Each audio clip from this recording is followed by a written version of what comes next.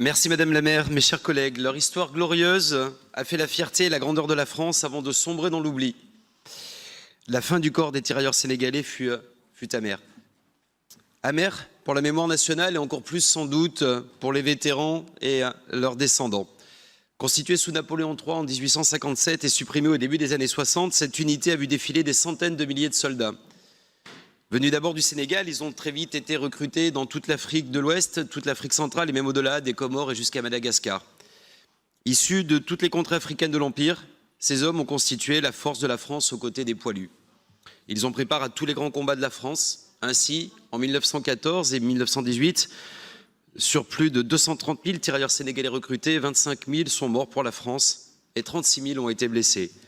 Durant la Seconde Guerre mondiale, ce sont 160 000 d'entre eux qui ont servi, dont 60 000 pour la seule campagne de France de 40. Ils étaient l'Empire français. Ils sont aujourd'hui partie intégrante de notre mémoire collective.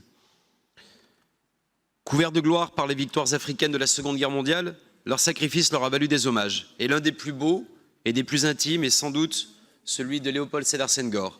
Leur dédiant le poème liminaire de son recueil « Hostie noire », il est aussi l'auteur de cette épitaphe pour le mémorial de l'Afrique noire de Fréjus. Passant, ils sont tombés fraternellement unis pour que tu restes français. Ces soldats ont encore porté pendant près de 20 ans l'uniforme français, mais ils n'ont pas reçu, et c'est tragique, la reconnaissance qui leur était due.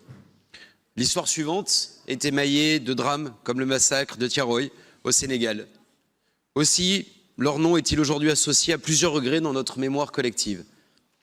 Heureusement, ce pan obscur de notre histoire récente est mieux mis en lumière ces dernières années. Et je pense notamment à l'inauguration à Reims du monument en hommage aux héros de l'armée noire en présence du président malien Ibrahim Boubacar Keïta à l'occasion du centenaire de l'armistice de 1918.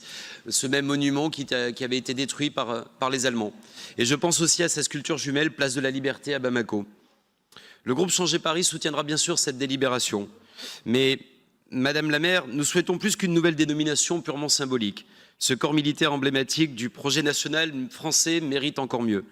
Pour terminer, je rappellerai donc la proposition émise par mon collègue Éric Gellers, conseiller du 18e arrondissement. Au nom de notre groupe, nous avions suggéré l'installation d'une exposition permanente qui leur serait spécifiquement dédiée afin qu'un réel travail de transmission et de pédagogie auprès des Parisiens puisse s'opérer.